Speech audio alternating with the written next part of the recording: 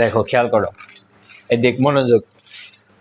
একটা ত্রিভুজের দুইটা বাহুর দৈর্ঘ্য, অঙ্কের বেসিক নিয়ে যদি না বুঝেন জীবনেও ওই অঙ্ক পারবেন না, কোনোদিনও পারবেন না। অঙ্ক দেখার সাথে সাথে আগে বুঝতে হবে আমাকে কি করতে হবে।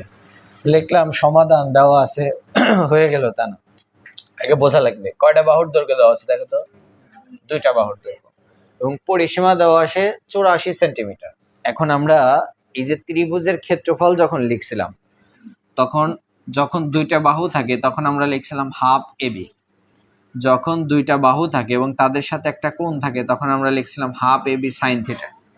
যখন তিনটা বাহু থাকে তখন আমরা লিখছিলাম S into S minus A, S minus B, S minus C. এখন প্রশ্ন হলো যে আমি কোন সূত্রটা ফেলবো।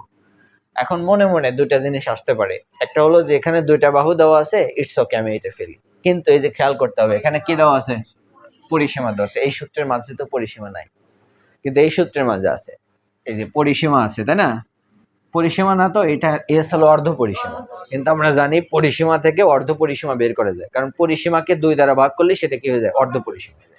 ধরো পরিসীমা আছে 80, তাহলে অর্ধ পরিসীমা কত, 40। এর মানে আমাদের এখানে যে পরিসীমা দেওয়া আছে আর এটা অর্ধ পরিসীমা, এটার এটা একই জিনিস, জাস্ট আমরা 2 দ্বারা ভাগ করব। তাহলে এস এর কাজ শেষ। আচ্ছা, লাগবে কিসের মান, এর মান। দুইটা বাহু দেওয়া আছে, একটা এর মান, বির মান, আরেকটা বাহু দেওয়া আছে বির মান, তাহলে নাই কি সি। কিন্তু সি আমরা বের করতে পারবো কিভাবে, ওই যে আমরা একটা সূত্র জানি, S is equal to A plus B plus C ভাগ 2। এস এর মান তো দেওয়াই আছে, এর মানও দেওয়া আছে, বির মানও দেওয়া আছে, আর সির মান আমরা কি করতে পারবো, বের করতে পারবো। এর মানে কি, আগে এই সূত্রের সাহায্যে সির মানটা বের করতে হবে, তারপর এখানে নিয়ে যেতে হবে। তাহলে এই যে একটা ধারাবাহিকতা, আগে মাথায় চিন্তা চেতনা, তুমি একটা অঙ্ক দেখার সাথে সাথে লিখলা দেওয়া আছে, হলো, আগে বোঝা লাগবে যে এখানে কি আছে কি নাই, কি নিয়ে আসতে হবে। যারা দর্জির কাজ জানো, কাপড় নিয়ে আসলো যে ইয়ে করে দেন, কাপড় দেখে বানানো আরম্ভ করলে হবে? মাথায় চিন্তা চেতনা করতে হবে, এটা এইভাবে কাটতে হবে, এই কাপড়ের জন্য এই সুতা লাগবে, এই এখানে এই লাগবে, এই লাগবে, সবকিছু গোছগাছ করে ইটস ওকে। ঠিক আছে, ব্যাপারটা এমন। তাহলে তোমাকে কি করতে হবে দেখো, খেয়াল করো, এইভাবে লিখবা, সমাধান দেওয়া আছে, দেওয়া আছে প্রথম বাহুর দৈর্ঘ্য এ সমান সমান 25 সেন্টিমিটার, দ্বিতীয় বাহুর দৈর্ঘ্য বি সমান সমান 27 সেন্টিমিটার, আর তৃতীয় বাহুর দৈর্ঘ্য আমরা কি জানি, ধরে নিলাম 3 সেন্টিমিটার। ওই যে জানি না যেটা, আমাদের কাজ কি, এটা কি করা, বাইর করা। আচ্ছা, তাহলে আমরা জানি, আমরা জানি পরিসীমা, পরিসীমাকে কি দ্বারা প্রকাশ করে, 2s সমান সমান কি পড়ছিলাম, a plus B plus C. এই যে a plus B plus C, দেখছো? আচ্ছা, এখান থেকে পরিসীমা তার মান কত দেওয়া আছে, 84, তাহলে এইটুকের মান টোটাল কত, 84 সমান সমান কত, a plus B plus C, এর মান কত 25, বির মান কত 27, সির মান আমরা কি করব, বের করব। বা এই যে 84 সমান, দুইটা যোগ করো কত হয়, 40, 45, 52 প্লাস কত সি, বা 84 এটা প্লাস 52 বাম দিকে নিয়ে এসো, মাইনাস 52 সমান সমান সি, এটা বিয়োগ করো 32 সমান সমান কত সি, বা সি সমান সমান কত 32। তাহলে আমরা কিন্তু সির মান কি গেলাম, পেয়ে গেলাম। আচ্ছা, আরেকটা মান লাগবে, সেটা হলো এস এর মান। সেটা হলো কিসের মান, এস এর মান। এস এর মান বের করার সূত্র নিশ্চয় আমরা জানি, এস সমান এ প্লাস বি প্লাস সি ভাগ কত 2। তাহলে এর মান কত 25, বির মান কত 27, সির মান কত 32, ভাগ হলো কত 2। আচ্ছা, তাহলে আমাকে কি করতে হয় দেখো, এস ইজিক্যাল টু টোটাল যোগ করলে হবে 84 ভাগ 2, এর মানে হলো 42। কত হলো, 42। এখন লেখো, সুতরাং ত্রিভুজের ক্ষেত্রফল সমান সমান কি লিখবা, root over S into S minus A, S minus B, S minus C. Root over S এর মান কত 42, তাহলে 42 মাইনাস এ এর মান কত 25, এই যে 25 আবার 42 মাইনাস 27 আবার 42 মাইনাস 32, অর্থাৎ এর মান বির মান আর সির মান আমরা বসালাম।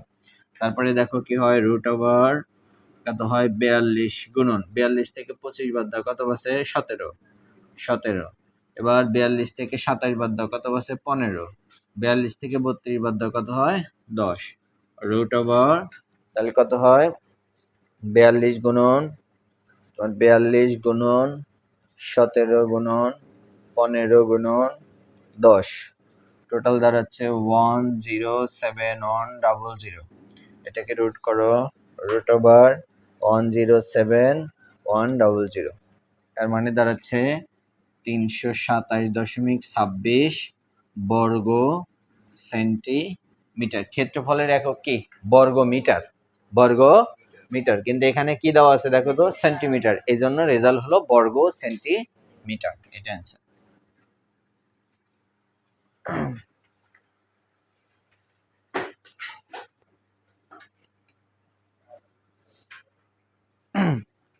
বলছে একটা সমবাহু ত্রিভুজের প্রত্যেক বাহুর দৈর্ঘ্য 2 মিটার বাড়ালে ক্ষেত্রফল 6√3 বর্গমিটার বেড়ে যায়। কে বলতে পারবে অঙ্ক করেছি না করেনি?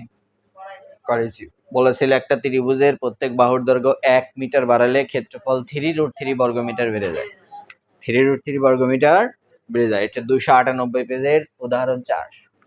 ঠিক আছে, এখন এটা হলো এই যে এরকম একটা চিত্র আঁকাইছিলাম, দেখো এই সমবাহু ত্রিভুজ মানে কি 3 বাহুই সমান, 3 বাহুই সমান। মনে করো এটা এ, এটা এ, এটা এ। এখন প্রত্যেক বাহুর দৈর্ঘ্য 2 মিটার বাড়াইবা, এটাও বাড়াইবা, এটাও বাড়াইবা, এটাও বাড়াইবা, এটাও বাড়াইবা। তাহলে এটা হলো a+2, এটাও হবে a+2, এটাও হবে a+2। আর সেম অঙ্কই ছিল, আগে ছিল a+1, a+1। তাহলে আমরা লিখবো, ধরি সমবাহু ত্রিভুজের বাহুর দৈর্ঘ্য a মিটার, সমবাহু ত্রিভুজের ক্ষেত্রফল সূত্র কি √3/4 a স্কয়ার, মনে আছে নিশ্চয়? আচ্ছা, আবার কি লিখবা, আবার বাহুর দৈর্ঘ্য। শোনো, একটা অঙ্ক প্রথম প্রথম তো এক একটা অঙ্ক 2-3 বার করে করবা, ঠিক আছে? যেমন আমরা 6 থেকে ইন্টারমিডিয়েট পর্যন্ত কতগুলো সাবজেক্ট আছে, math, higher math, physics, chemistry, biology, কটা সাবজেক্ট? 5টা। এক একটা ক্লাসের যদি 5টা সাবজেক্ট হয় তাহলে 6 থেকে 10 পর্যন্ত কতগুলো সাবজেক্ট আছে? অনেকগুলো। একটা অঙ্ক রাশি দেখার সাথে সাথে তোমরা যেমন সিনেমা বা নাটক দেখো, ওই সিনেমাটা যদি আবার রিপিট করতে চাও, দেখো তো অগ্রিম কাহিনীগুলো মনে পড়ে না, যে এটার পরে এটা, এটার পরে এটা। এই অঙ্কের রাশি দেখার সাথে সাথে আমার চোখের সামনে আয়নার মতো ভাসে, এরকম এরকম। একটা অঙ্ক যে ভুল যাবে, ভুল যাওয়ার কোনো সম্ভাবনাই নেই। আমি যখন একটা লাইনকে স্কিপ করব, মনে করে অ্যান্সার হবে 320, আমি যখন সেকেন্ড লাইনে চলে আসি, অটো আমার মাথার মধ্যে চলে আসে যে এই অঙ্কের উপরে কোথাও ভুল গেছে, বুঝতে পারি, অ্যান্সার পর্যন্ত যাওয়াই লাগবে না। মনে করো 5 নাম্বার লাইনে ভুল করছি, 6 নাম্বার লাইন করার সময় আমি বুঝতে পারবো যে আমার 5-এ ভুল গেছে অথবা 4-এ ভুল গেছে। এগুলো কি একদিনে সম্ভব হয়েছে? এক একটা অঙ্ক 10 বার 20 বার করে 50 বার করার পর সম্ভব হয়েছে, ঠিক আছে? কিন্তু তোমাদের মধ্যে তো ওই ডিউরেশনটা আমি দেখিই না। একটা অঙ্ক 3-4 বার করে করতে হবে, তাহলে কি হবে, বেসিক ক্লিয়ার করে যখন করবা, এই অঙ্কে যদি আমি চেঞ্জও করে দিই তুমি পারবা। কিন্তু যখন তুমি একবার করবা কেবলমাত্র এই অঙ্কটাই পারবে, এটাই যদি একটু মডিফাই করে দিই, চেঞ্জ করে দেওয়ার পারবো না। কথা বুঝতে পারছো? প্রথম স্টেপে অঙ্ক অনেকবার করতে হবে, তারপর 3-4 বার করে করলে আবার যখন সেকেন্ড স্টেপ আসবে, কারণ এই যে অঙ্কটা করতেছি 2-1 মাসের মধ্যে তো আবার দেখবা না যে আমি পিছনের পড়াগুলো একটু দেখি। এই যে সেট ফাংশন করে আসছি, ভুলেও কি দেখছো? আবার আমি যেদিন দেবো কেবলমাত্র সেই দিনই দেখবা। তাহলে এখন যদি একবার করে রাখো, সেই পড়া কি আর মনে থাকবে? মনে থাকবে না। যদি মনেই থাকতো তাহলে তো আর এই দাঁতপুরে বসবাস করতে না, ঈশ্বরচন্দ্র বিদ্যাসাগরের বংশধর কেউ হইতে, আলবার্ট আইনস্টাইনের বংশধর হইতে, আইজাক নিউটনের বংশধর হইতে, তা যেহেতু না, মানে বেশি করে করতে হবে। কথা বুঝাতে পারলাম? তাহলে বাহুর দৈর্ঘ্য আমরা লিখবো বাহুর দৈর্ঘ্য কত মিটার বাড়ালে 2 মিটার বাড়ালে দৈর্ঘ্য হবে a+2 মিটার a+2 মিটার। তাহলে ক্ষেত্রফল কি হবে দেখো √3/4 a+2 হোল স্কয়ার। যখন a ছিল তখন কি হয়েছে স্কয়ার, তাহলে যখন a+2 তখন কি হবে a+2 whole square a+2 whole square. এবার প্রশ্ন মতে নিশ্চয় দেখো এটা নিয়েও কথা বলছিলাম যে এই যে √3/4 a+2 whole square minus √3/4 a square, দুটো বিয়োগ করলে কত হবে 6√3। বুঝলি? ঠিক আছে, এখন এই কথাটাও বলছিলাম দেখো যে আমরা উপরের ক্ষেত্রফল থেকে নিচের ক্ষেত্রফল কেন বাদ দিলাম না, কারণ নিচের ক্ষেত্রফলটা বড় আর উপরের ক্ষেত্রফলটা ছোট। নিচের ক্ষেত্রফল যে বড় কিভাবে বুঝলাম, এটা যদি a হয় এটা a+2, এর মানে এটা যদি 5 হয় এটার মান কত 7, এটা যদি 7 হয় এটার মান কত 9, এটা যদি 9 হয় এটার মান কত 11। তাহলে পরেরটা বড় হচ্ছে, আর আমরা জানি বিয়োগ করতে হয় কি বড় থেকে ছোট, এইজন্য বড় থেকে ছোট বিয়োগ করলাম। এবার এই দুটার মধ্যে কি কমন যায় দেখো √3/4, তখন এখানে কমন যায় a+2 whole square minus a square সমান 6√3। তারপরে দেখো √3/4 এইখানে দেখো এখানে সূত্র পড়বে square plus 2ab plus B square minus তার সাথে কি আছে স্কয়ার। ঠিক আছে, এটা আমরা সূত্র ফেলছি শুধু এইটুকে a plus b whole square square plus 2ab plus B square, এখানে যা আছে তাই। আচ্ছা, তারপরে সমান 6√3। তারপরে দেখো এই যে a স্কয়ার এটা মাইনাস এটা কি প্লাস, তাহলে 2 দুগুণা কত 4, 2 এর উপর স্কয়ার মানে 2 দুগুণা 4, এখানে 6√3 আর এটা নিচে চলে গেল √3 তার নিচে কত 4। আচ্ছা, তারপরে কি হলো দেখো বা 4a প্লাস 4 6√3 বাঘকে গুণ করে দাও, 4 উপরে √3 কি নিচে √3 কাটা, তাহলে 4a প্লাস 4 4 6 কত 24, 4a 24 প্লাস 4 ডান দিকে নাও কি 4 মাইনাস 4 4a তাহলে কত 20, a সমান 20 ভাগ 4 বা a সমান 4 5 20। সুতরাং বাহুর দৈর্ঘ্য a সমান 5 সেন্টিমিটার। আচ্ছা, বুঝতে পারছো?